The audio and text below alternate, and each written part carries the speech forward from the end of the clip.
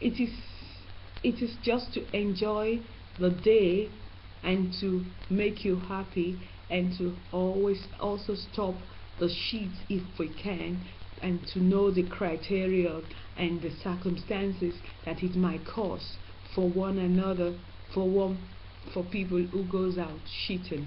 Cheat is not allowed in the territory of women to their husbands, and also men cannot stand women cheating, women cannot stand men cheating, and it is not lawful, it is not held wisely.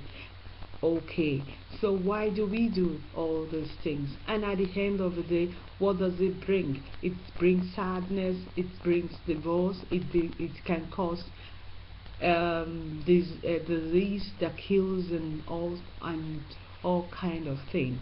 So I hope you enjoy the video, and I thank you for listening to this video. Enjoy the day.